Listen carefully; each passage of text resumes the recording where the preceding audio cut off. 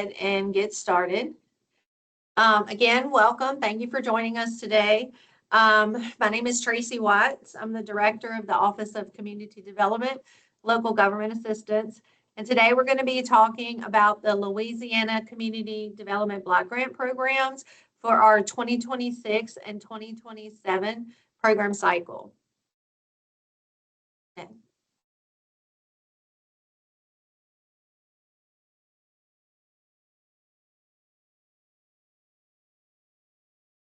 We're going to give it just a minute and we're going to change slides. Just so you know, today our webinar will be recorded and we will be posting it on our website as well as our YouTube channel. You can enter any questions that you have in the chat today. If you have other questions after today, you can submit them in writing to denise.mcgee2@la.gov by 4 p.m. Friday, January 31st of 2025. We will be posting those on our website at a later date, and we will update those as the application process continues so that we can provide as much information for you all as we can. So today we're going to go over just our program overview. We're going to talk about economic development program, citizen participation. We have had some changes, some updates from the federal government. We're going to talk about the procurement process that has to be followed. And then the additional three programs that we're going to be managing. And that is the Make a Difference program, the Public Facilities program, as well as the Clearance program. So for those of you that don't know, the Community Development Block Grant Program is appropriated by Congress, and allocations are determined by the U.S. Department of Housing and Urban Development. That is our federal funding agency. A distribution of the annual allocation is determined by our office and approved by HUD. We do have to distribute all of our funds to non-entitlement local governments, and all funds that are expended must meet a national objective as well as be spent on an eligible activity. This is a chart that shows you the national objectives that we can use. We have low mod, and under that you have area benefit, housing, limited clientele, and jobs. We have slum blight, and under that we can do area basis or spot basis, and then we have urgent need. We do have to design our program where we are funding 70% of our funds, or we are scheduling 70% of our funds to activities that principally benefit low and moderate income persons. And so when you see how we have designed our program and how we've distributed the funds over those programs, is because we need to make sure that 70% of those funds are going to activities that principally benefit low and moderate income persons.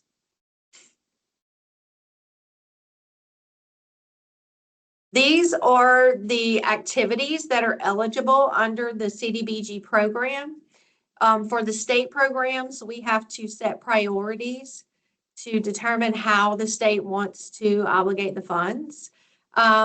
We do so through surveys that we ask our local governments or citizens, anyone that wants to submit a survey and discuss the needs of the local governments that are non-entitlement throughout the state.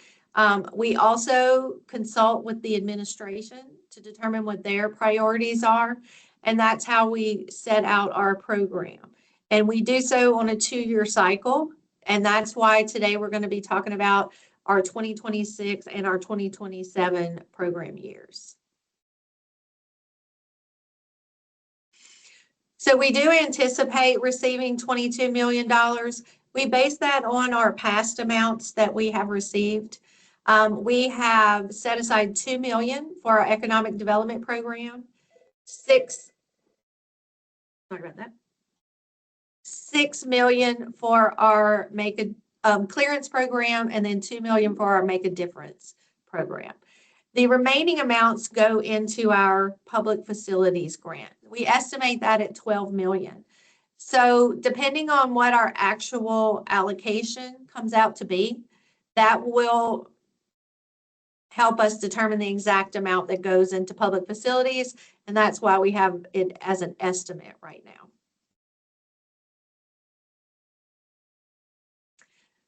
So under CDBG, again, we can fund non-entitlement local governments.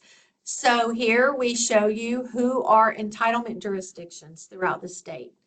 You can see that it's mostly the larger cities. We do have 2 urban counties, as HUD refers to them, in the state, and that is Jefferson Parish and St. Tammany Parish. And all of the incorporated local governments are included in those urban counties. It's different, however, for, let's see, Lafayette Parish Consolidated Government. They're an entitlement. However, the other incorporated governments in Lafayette Parish are eligible under the CDBG program. And the same goes for East Baton Rouge Parish. You see that Baton Rouge is an entitlement. They also have a consolidated government, but other incorporated communities in East Baton Rouge is eligible under the non-entitlement program.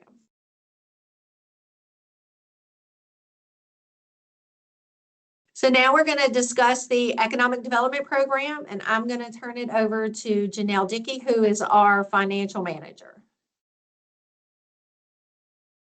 Good morning. Hopefully everyone can hear me well. I'm going to go over the economic development program, as Tracy said. This program was established to provide funding to local governments for the expansion of economic opportunities. It's basically always open as long as funding is available, and the current allocation is $2 million. The allocation amount that's given to a business is limited by the number of jobs that are created, and the applicant has to be the unit of general local government in conjunction with generally a business that would be moving into their jurisdiction. There is admin funds that are also available at a maximum of $100,000. If the environmental review is completed before application, up to $9,000 of pre-agreement will be given. If not, up to $4,000 in pre-agreement is available. For a new or startup business, the maximum amount that can be given is $700,000, which includes administration. For an existing business, on the next slide, it's a maximum of $1.1 million. That also includes administration and pre-agreement. For an expansion of an existing business, there's also, at the discretion of the agency, the possibility of exceeding that $1.1 million maximum, and that depends on the number of jobs being created and the amount of private investment. For eligible activities, you can basically see Section 105 of Title I of the Housing and Community Development Act of 1974. Typically, our office funds infrastructure projects that are going to facilitate the location of a business, which includes sewer, water, street, or road access. There is also the potential of direct assistance to a business for buildings or equipment. Job training that's necessary for filling positions is also an option. And like I said, funding for program administration is eligible. You can also see the Code of Federal Regulations, Title 24, Section 570.203. That gives some other eligible categories: acquisition, again, assistance for private for-profit business, and also services. Ineligible activities would be the relocation, and that's on the next slide. Relocation of any industry that would cause labor to move from one market to the other. And then, of course, any project where an elected official or his immediate family has a financial interest would not be eligible, and funds cannot be used to acquire or construct a building in hopes of a business moving there. It would have to be something for a business that's already going to be creating or retaining jobs. A national objective, just like all of our other CDBG funding, must be met. Generally, this is met with low mod jobs. Can also be met with area-wide benefit depending on the type of business. If it were something like a grocery store that has a set market, that would be a potential. On the next slide, funding criteria. We do have a requirement for private investment, and that private investment has to be at least at a 1-to-1 ratio. So if we were to give $1 million to the project, there has to be a private investment of at least $1 million. Again, the cost per full-time job created is $35,000 per job. So that's the maximum amount that we'll provide. And a minimum of 10 jobs has to be created. And again, national objective of at least a minimum of 51% low mod must be met.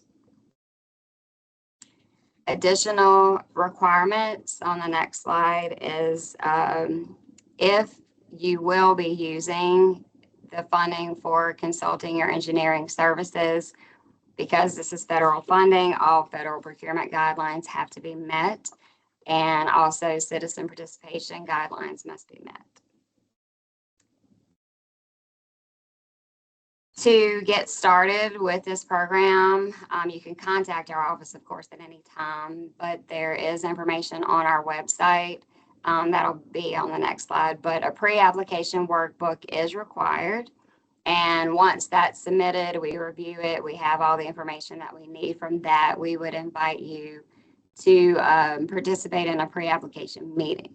And then based on that pre-application meeting, we would invite you to actually apply for the program. And once that pre-application meeting takes place, you can begin counting jobs. So this is the website where additional information can be found about the Economic Development Program. Again, the pre-application workbook is also there, and then the application. Once the application is completed, you have to submit it with all of your supporting documentation. Once it's executed by the chief elected official, again, the unit of general local government will be the applicant. Once that is done, no choice limiting actions can be made until the environmental review is complete. And choice limiting actions include acquisition, leasing of property, rehab, repair, demolition, or disposition of construction of buildings or structures, and any relocation of buildings or structures. So basically, any movement, acquisition, site work, you cannot do until the environmental review is complete. Again, the contract will be with the local government. There is, again, potential for direct assistance to a business, and that will be based on underwriting criteria that has to be met. All the infrastructure improvements will be owned by the local government. If you have additional questions, you can email the financial team, and our information is here. You can also call the office, and your call will be directed to one of us.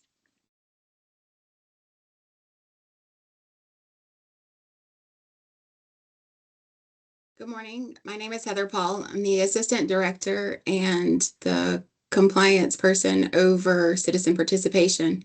Like Tracy said, we made some changes based on HUD regulations. And so the goals are still the same. We want you to encourage participation from the citizens in your community, anybody with an interest. So you're still going to be giving as much opportunity as possible to encourage people. So that part hasn't changed. Next slide. We've just simplified what the requirements are and taken out some of one of the steps. So you're going to begin in the same place which is your citizen participation plan. If you'll go to the next slide, Denise. So the citizen participation plan is how you're inviting people to participate and what your responsibilities are. So you're going to tell them where you publish and when you have meetings and how many days they have and who they contact for any issues. And it's the first step in your development of any application in our program. And we want you to consider all applications at one time. And so even if you're not sure about clearance, we want you to go ahead and include it at the beginning of your citizen participation and meetings and discuss that. And so when you're looking at your CP plan, so in that it says where you're going to publish or how you're going to publish your notices. We're not going to require that it is a print newspaper.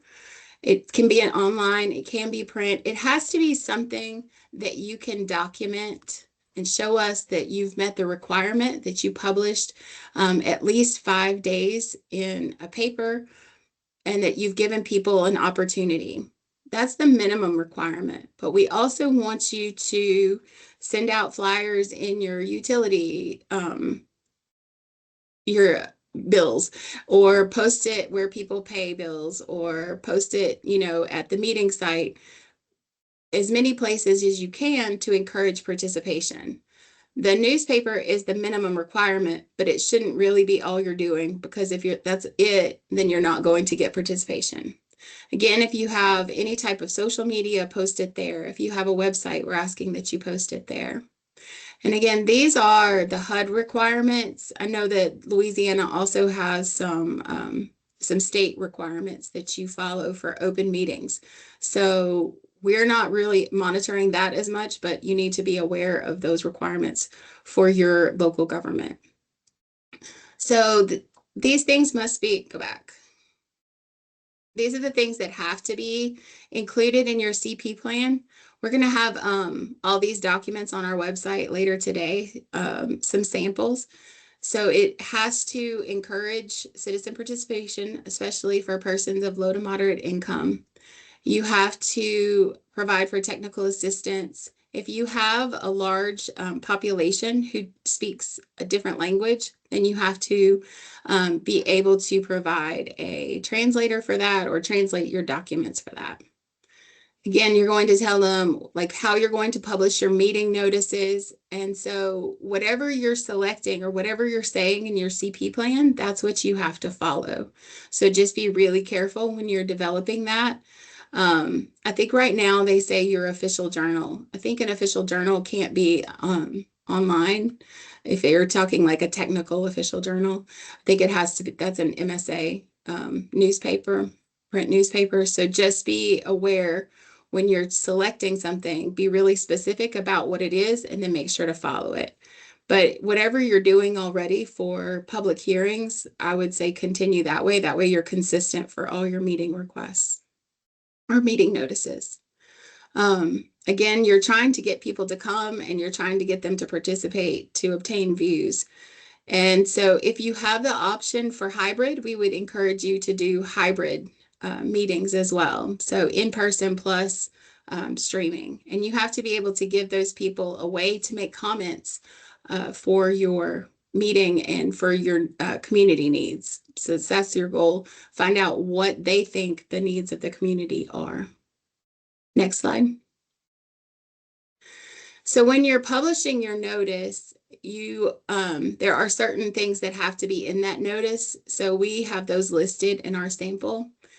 And again, we're telling you like this is our plan for the next 2 years. You can have one hearing for these 2 cycles. So say, this is how much is anticipated, and cover one public meeting, one public hearing for everything. We want you to publish your notice as early as possible to give people an opportunity to attend. You have to have it at least 5 days in advance. It has to be published at least 5 days in advance. And we want to make sure that you're including options for accessibility, for translation, and again, make sure that you're encouraging people to attend. Next. These are the things that have to be included in the notice. They're in the sample. And you need to retain your written minutes and your roster of attendance. We will monitor that, and you're required to have it. Next. There you go. This is what I already talked about. Citizen participation also includes technical assistance. If somebody requests it, you're required to give it to them. If you are amending your plan for some reason, a meeting or a hearing might be required. That needs to be explained in your citizen participation plan as well. So you need to say, like, what are the reasons that you have a meeting and what are the requirements for that? Again, roster and minutes have to be retained for that. And then HUD requires 2 meetings for each project that you have. So one before the application is submitted. So that's why we require it up front. And then another one somewhere after construction is started. So we require the performance hearing at the end of the project. So copies of minutes must be submitted with your closeout documents. All right, next. These are just some ideas or items that could make your citizen participation successful. Completing your CP plan first and really taking time to evaluate what your process is and how you're reaching out to people. We are encouraging hybrid meetings, and then the notice in the newspaper is required, and that's either online or print, but we're encouraging other methods. Make sure that your notice runs and that it runs on time. We want you to still start early. We're not setting a requirement of when it has to happen, but it needs to be as early as possible and not right before you submit the application. Once you have a citizen participation plan and that's adopted, you have to stick with it. Or it has to be amended at some point, but you really need to be following what you said. And just remember that citizen participation is a threshold requirement. So if you don't follow the rules, if you don't do it, then we won't even review your application. You would not be eligible. Next, I think that's it. So any kind of question you have about it, feel free to contact me. It's heather.paul@la.gov. And thank you. Good morning. My name is Denise McGee, and I will be discussing procurement for professional services. And within this discussion, I'm just going to discuss the components for your request for proposals and request for qualifications. And we mainly are going to be discussing your RFQ, which is your request for qualifications for engineering services. So competitive proposals is a formal method of procurement that provides for an evaluation and selection of offers or proposals on the basis of technical factors or qualitative or non-cost factors other than just price. The lowest price may not be necessarily the best value. Permits trade-off among cost or price and other non-cost factors. So with your engineering, cost is not going to be a major factor when you do your evaluation process. So when you're scoring your responses, cost is not the highest thing. You want to go more so off qualifications for them to do the job. And the difference between sealed bidding and competitive proposals is, unlike sealed bidding, the competitive proposal method permits consideration of technical factors other than price, meaning their degree, experience managing or engineering certain type of projects. If you have a sewer treatment or a sewer rehab, those are different factors that can differentiate between you selecting another firm for your RFQ. Award is normally made on the basis of the proposal that represents the best overall value to the UGLUG, which is the unit of local government.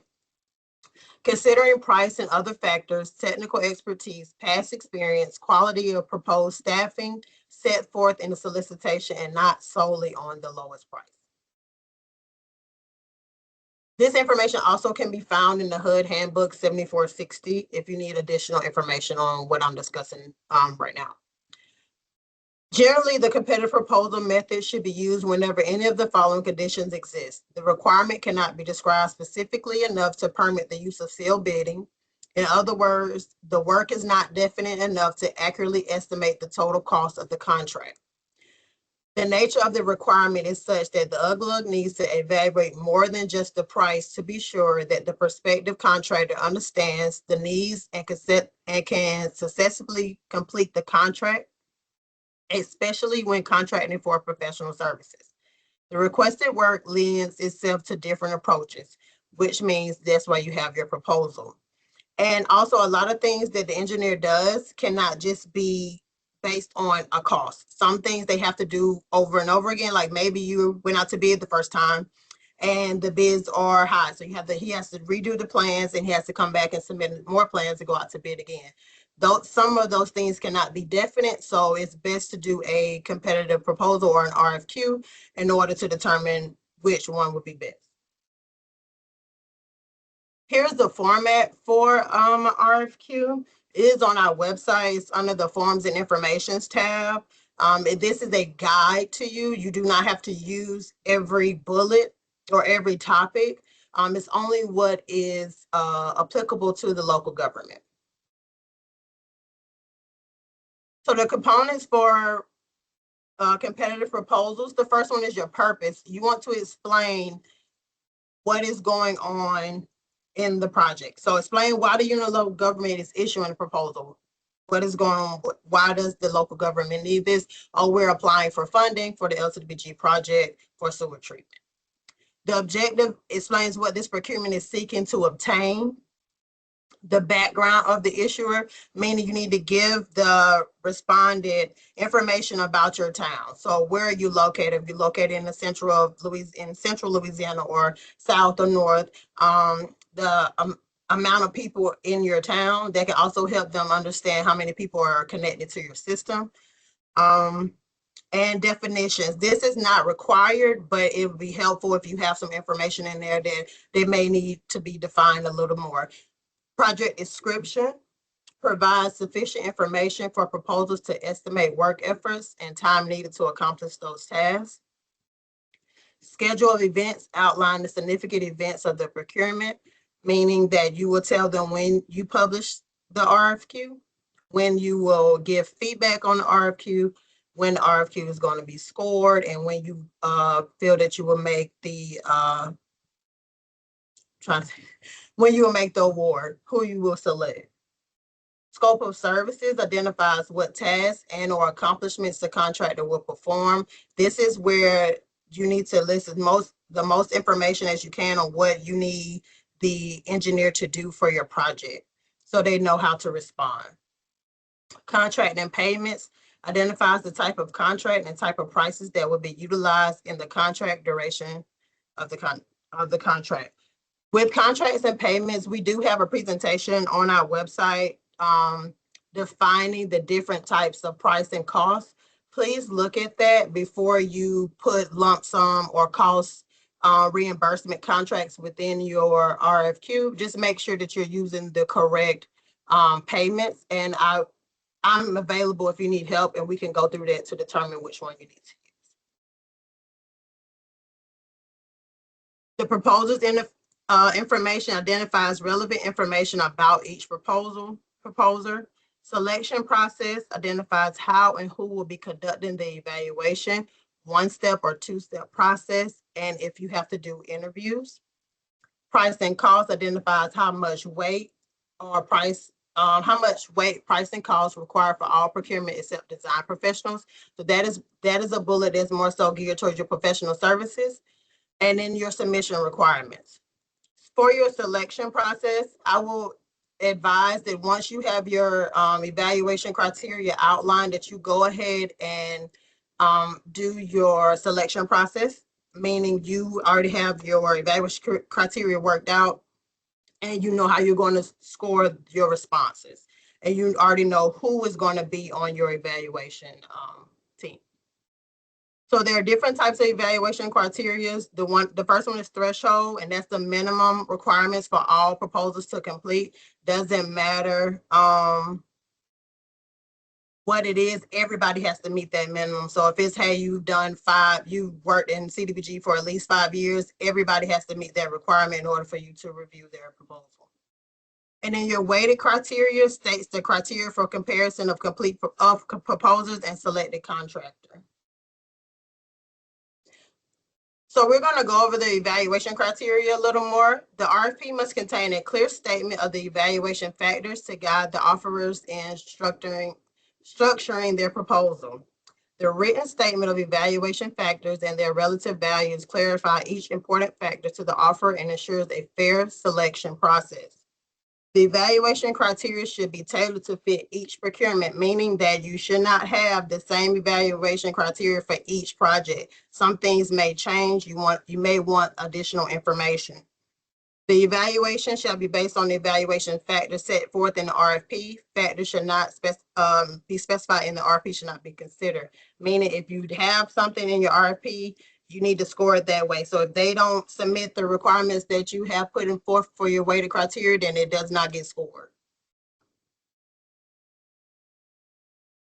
The UGLA should make sure that the submission are consistent with the factors used for evaluation. If the RFP indicates that proposals will be evaluated based on similar experience in the particular activity, then you should make sure that it requires respondents to include information on past experience.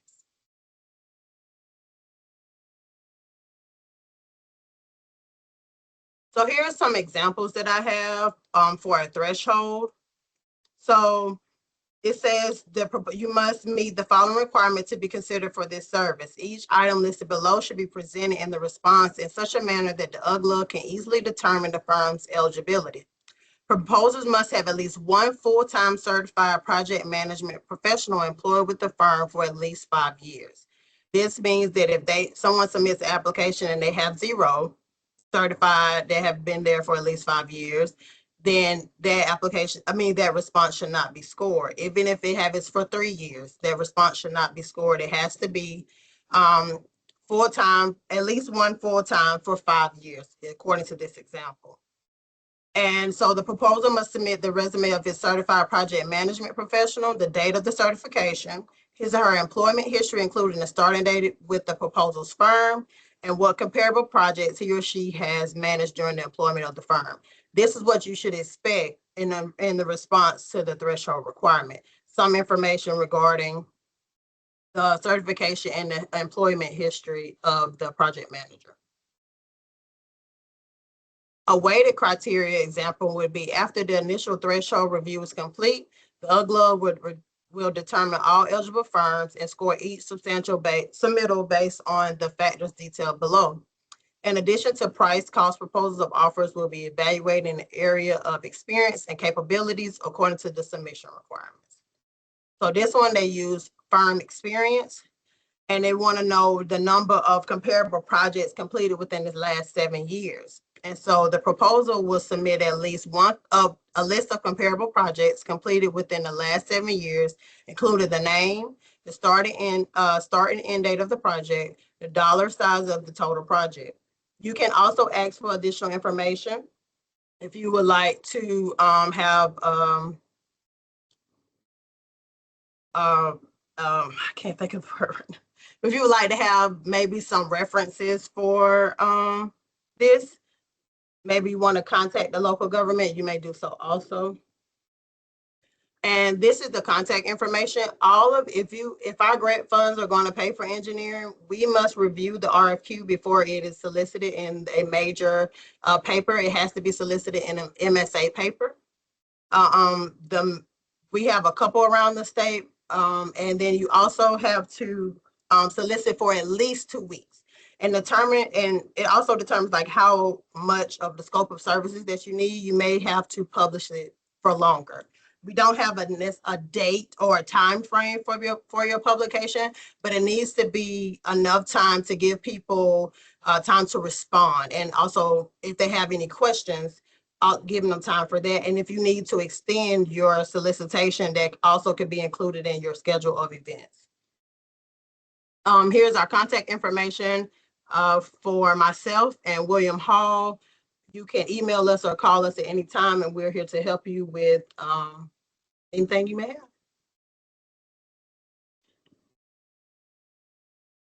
I apologize for that, little technical difficulty. We're going to get started with the clearance program, which will be presented by Phoenicia Faber. Good morning, everyone. For the FY 2026-2027 clearance program, so the clearance program provides funds to eligible applicants for clearance and demolition activities, and is based on a competitive process. And the applications for clearance for FY 2026 will be due on December 15th, 2025. And those applications must be in office by 4:30 on December 15th, not postmarked or mailed after that date. The deadline for submission for FY 2027 applications is December 15th, 2026. So for the clearance program, eligible applicants can submit one application. All of the structures that are included in the application must be private property.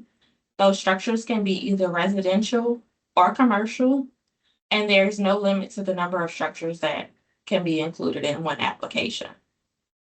Each proposed activity must address the national objective of preventing slum and blight. And then no fees can be assessed against the owner of the property. And the local governments cannot make any improvements to the property after the demolition has occurred.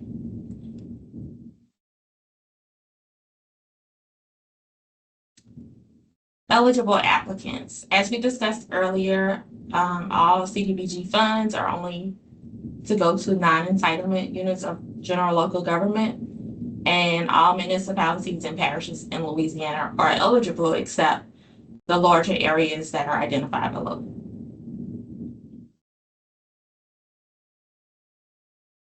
So the size of the grant. We have put aside $2 million to towns and villages, and $4 million has been allocated to cities and parishes. And that's a total of $6 million for the clearance program. The funding ceiling is now $500,000 for towns and villages and $750,000 for cities and parishes. This is a little bit different than previous cycles. We have increased the funding ceiling for both. The minimum grant size is $150,000, and pre-agreement and administrative costs are not eligible. Restrictions on applying. So audit and monitoring findings made by the state or HUD have to be clear prior to applying. All required reports, documents, and or requested data must have been submitted within the timeframes that have been established by the state. Any funds that are due to HUD or the state must have been repaid and or a satisfactory agreement for repayment of the debt has been made. The unit of general local government cannot be on a list of sanctioned communities that is maintained by OCD. And the unit of general local government must have ordinance in place, and if necessary, a condemnation policy is already in place. A resolution will be required that states that the municipal code and the date adopted during the application process. So that will be included with your application.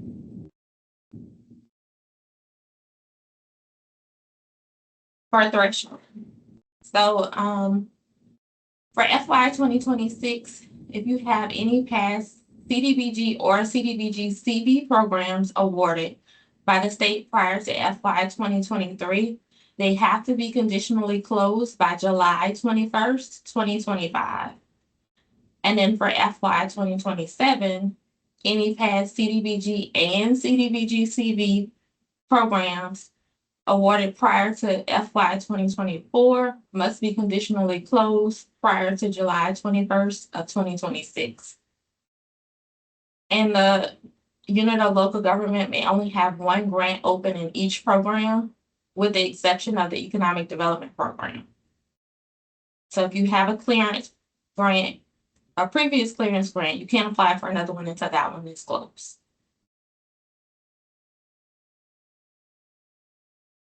the rating criteria. So there's a maximum of 116 points. I'll go through each area and let you know what you need to satisfy those points. But the first one is impact to low to moderate income persons. A maximum of 100 points is available. Prior approval to demolish all structures, a maximum of 10 points is available. Legal fees, a maximum of 2 points. Application completeness, a maximum of 2 points. And then past performance is a maximum of 2 points.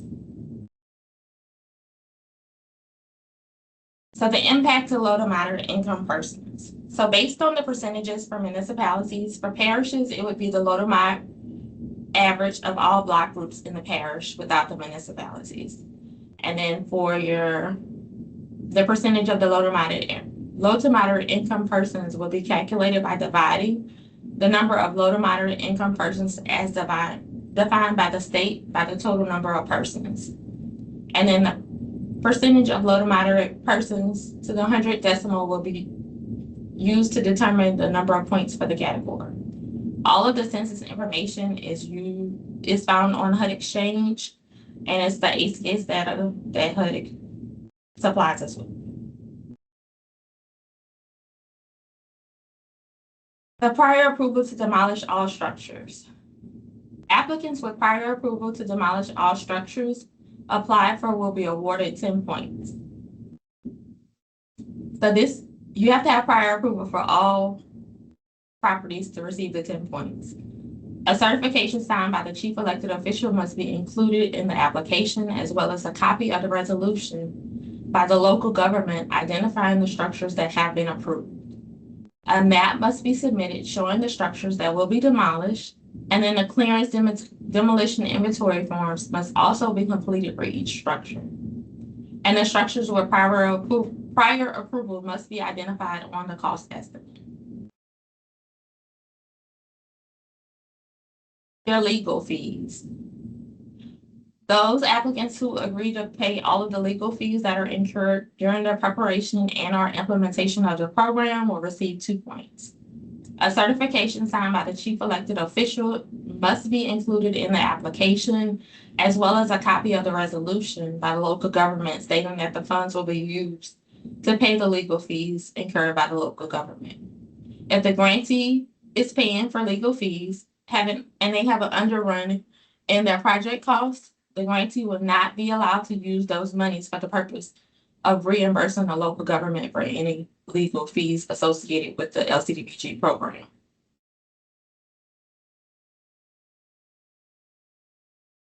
Application completeness. The applications that are submitted in which all application forms are all required forms are included will receive 1 point. And then if LCD-LGA determines that no documents require revisions in order to complete the scoring of the application, then the applicant will receive another point.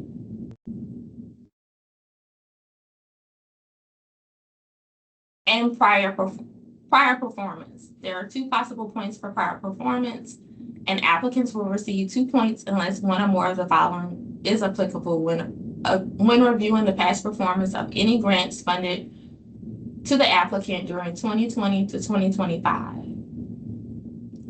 A second contract or contract extension was required in order to complete and or close out the grant.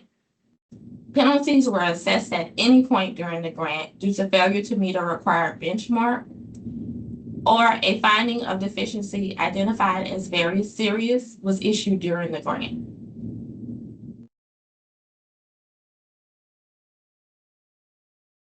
And that concludes the 116 points for clearance. If you have any questions about the clearance program, please put them in the chat.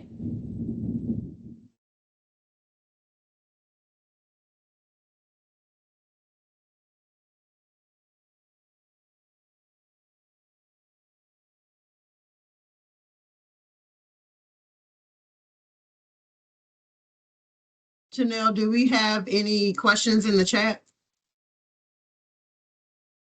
No, we had one earlier, if you want to go over it with everybody.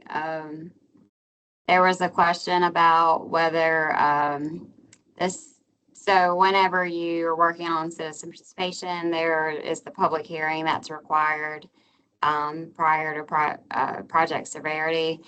And there was a question about whether the affidavit, if submitted with the 2026 application package, if just a copy could be submitted in the 27 year, and the answer is yes. Okay. Thank you. Okay, you guys, at this time, we will break, and we will return back at 1 p.m. to finish off with, public facilities, make a difference, and project severity.